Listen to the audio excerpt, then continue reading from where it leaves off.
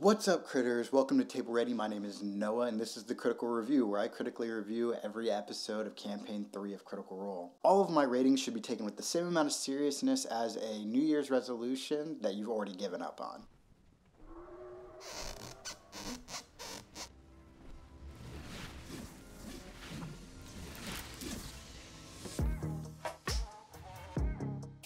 I want to start off by saying thanks for being so patient with me in videos. I didn't come out with anything during the break like I said I would, but that's okay, because I'm working on some things that I think you're going to enjoy a lot. But before I give away too much information on what's going on in the background, let's hop into the review, theories, and then rating of today's episode. It starts with Fern poofing out of rat form in front of these guards. She tries convincing the guards that there's a big attack outside that she was trying to warn them of, but it doesn't go well. She and everybody else rolled like crap this session. Fern realizes that she's busted and lets the rest of the party know through Imogen that she thinks that she's in danger. And this brings up something that always bothers me about Dungeons & Dragons players. Whenever confronted by authority or danger, they take it to the nines. They assume that everyone in the world that might be trying to thwart what they're trying to do in that moment is looking to kill or destroy them. So their response usually becomes, kill them. Kill them till they're dead. I was fully expecting the party to bust down the door, which they tried, and then kill these three people, becoming villains. And as this episode goes on, you realize they're all criminals now. But the murder of these two guards and the warden was avoided when Fern cast Charm Person on the warden. The warden's name is Caladan, and overall becomes helpful, allowing the party and Fern to go on their way. This is gonna get weird because Charm Person wears off, and when it does, the person who is afflicted knows that they were charmed. So I have no doubts that there is going to be a bounty on at least Fern after this. Caladan lets Fern know that there's a bounty hunter that found Gurge, the wild man that they've been looking for this entire time. Now, this bounty hunter's name is Artana, and that's their first lead. It is said that Artana had massive resistance from Gurge, and that Gurge turned into some sort of beast during their encounter. After being released, the party heads to Daddy Astros for some more connections, and basically he's becoming their cure-all for, I don't know how to get to this plot point or how to break through this barrier to entry. Daddy Astros, can you write me a letter? Astros does give them a couple of leads and sends them basically to a bar where Artana has a sister. They find Artana's sister, and then they find Artana with Chet sneaking in to find her. Artana is vastly outnumbered, but still puts up a bit of a fight before the party basically pays her for information. The information that they gather is who set the bounty, and they find out that the bounty came from the Moon Tower. They head that direction with a letter from Daddy Astros that will give them audience with the head of this establishment. Before parting the bar, though, Artana does give them a bit of advice. She says, I don't deal with people like him often. In fact, only once before. Just don't get bitten. Okay. Which confirms what you all were saying. You're right. Werebeast. Lycanthrope. It's out there. Not only that, but when everyone starts to say werewolf, Chet is the one that brings up that there are other kinds of werebeasts. Lions, tigers, whatever else there is. Keep that in mind. The party does have conversations, mainly Freshly Cut Grass pointing out that this is a ridiculous amount of effort going out towards someone who's basically just there to get Chet a job. He's skeptical, and he should be. That being said, I do think that Chet has an argument, which is that this wild man wouldn't have been in the city if not to find him, and would have just stayed in the jungle and been safe. Chet put him in danger by having him come to the city.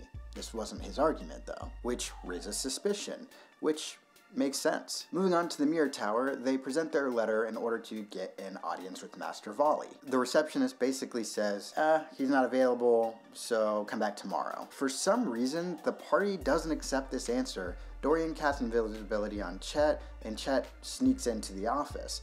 I'm wondering why, though. Like, why not just wait to the next day? Is impatience a good enough reason to put yourself back in peril of being arrested after just avoiding being arrested twice? That being said, the impatience pays off. Chet, empowered by Dorian's invisibility spell, sneaks his way into the office of Master Volley and finds a lot of money. I mean, a lot of money.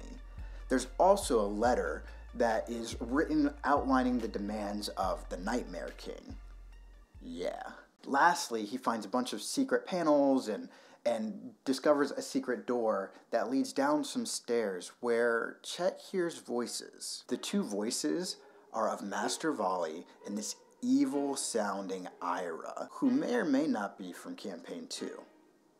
I doubt it, but maybe. Ira's voice is significant to me. It sounds very similar to Duggar's. Volley talks about some political movements happening around Drusar that might limit what they're trying to do, and tells Ira, you need to get a move on with whatever you're doing. Ira seems more interested in the gritty details and a masterpiece that he's putting together across the city, which most likely is connected to all of the evil happenings around Drusar. After hearing the conversation, Chet heads back upstairs and tries to close the door and is unsuccessful. The other two head up the stairs after him. Luckily, he's still invisible, but that doesn't stop them from noticing somebody's been in here. I couldn't tell if it was Volley or Ira swinging a sword through the air trying to find whoever was there, but Chet takes an opportunity to bolt and jump out of the window, narrowly escaping, leaving us in a very similar position to where we picked up the story, just with Chet. Okay, now into some theories. First, Gurge is a were thing. We know. Second, you guys are probably all correct in that Chet is most likely also a lycanthrope, and here searching for Gurge in order to get more information about how to get things under wraps. What do you think will come first, them resolving this situation, or Chet revealing that he's a lycanthrope? I think it would just take combat, right? I mean, I'm capable. Just watch me get into a fight. Ooh. Anything I could look up on the Nightmare King only really gave two things. First is something from Dimension 20, and I didn't watch this episode where they talk about the Nightmare King, but I did some research, and it seems like an extremely high-powered being to be involved in such an early level of the campaign, but who knows? Maybe this is a plot hook for later on. I'm always interested in crossover, and I do love the Dimension 20 crew, so I'm here for it. Now, an overarching theory for the campaign, in my mind, is that this campaign is going to have a mix of political intrigue and combat with hirelings and evil henchmen. I think that in Campaign 2, Matt was trying to work in some of that political intrigue with the Dynasty and the Empire, but it kind of got lost in the sauce with everyone else's backstory, and I think that Matt still has that itch to scratch. This can be seen pretty clearly through the establishment of these different pyres, political figures, the guilds, and everyone that's working for power and trying to position themselves in the best place to be the ones who profit from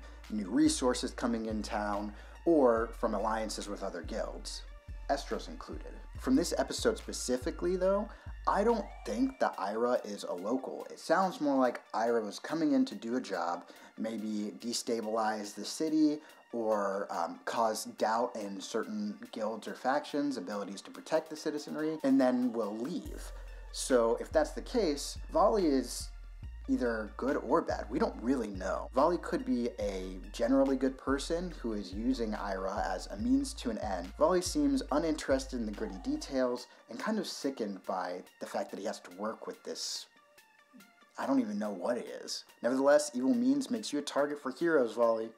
Be on the lookout. Time for some ratings.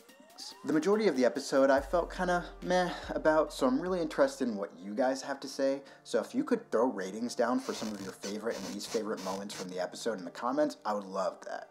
But here's what I got. When the party goes to speak to Estros, Chet is visibly timid and nervous. Estros is a large orc bag of money who is hiring this whole party. I'm sure that that puts Chet in an uncomfortable situation. 8 out of 10 for Travis playing that up. Love it. Travis knows a lot about wood. It seems like he did his research. He knows that oak is brittle and that cherry is a much easier wood to work with. And as a woodworker myself, I love that. You know, I'll give you a 7 out of 10. I'll inch that up more if I hear more wood talk. Overall, I think that Matt did a great job this episode, but there is 1 or 2 moments that brought down the average for me, and this one I think is the most egregious. During the conversation about Chet's motivation to rescue Gurge, Imogen insight checks him. Imogen made her roll, and then Travis needed to roll against that and then asked Matt, "Can I make a deception check?" letting all of us know that he's lying. It just made me feel like... Come on, man. In my games, if someone in the party rolls insight against another, I say make a persuasion or deception check, your choice, and just tell us the result. And that sets the DC. That doesn't give anything away in the meta and allows us and Travis to continue that secret. Now, do I think that there's still enough mystery in there to be intrigued? Absolutely. It's just a pet peeve of mine. Even though overall this episode I'd probably give Matt a 7 or an 8 out of 10, I gotta give this moment a 3 out of 10. Okay, this might be conspiracy theory, but hear me out. The first thing that I noticed when watching this episode is that everyone looked kind of cleaned up, done up. I saw some dyed hair. I saw some clean-shaved faces. I saw some hair done up, you know what I'm saying? Nicer clothes. Everyone looked cleaned up in the new year. And I remember in previous episodes thinking, wow, the cast is getting older. I can see that. But this episode, it looked like everyone was trying to look younger, fresher, which brings me to Sam Riegel's outfit. Sam Riegel is wearing the "how do you do, fellow kids" meme outfit, with the exception of the color of his hat, which is hilarious. Like, everybody's trying to look younger, and Sam shaves his face in his meme outfit. I love it, bro. 9 out of 10. Lastly is the conversation with the courtyard guard was hilarious. The rapid fire questions shot to Matt, and Matt just answering them, yeah, okay, was great. It was wonderful. It really brought like a very sitting outside of the DMV moment and talking to the security guard because you don't have anything else to do and don't want to be rude. That's a 10 out of 10. You can get a 10 out of 10 too by making a mage hand out of the like button, going on down to the comment section and leaving me a comment about literally anything I've said or anything that you're thinking. This whole thing is about having cool conversations with critters like you. Be on the lookout for some more videos that aren't just Critical Role related, even though I'm hoping to do some things about the animated series. I also just want to put out some general tips for DMs, players, and maybe even a little something about running a campaign in Tal'Dorei or in one of Matt's worlds, which is what I do exclusively. Let me know if you'd be interested in that. Thanks, guys, and I will see you next Friday. Peace.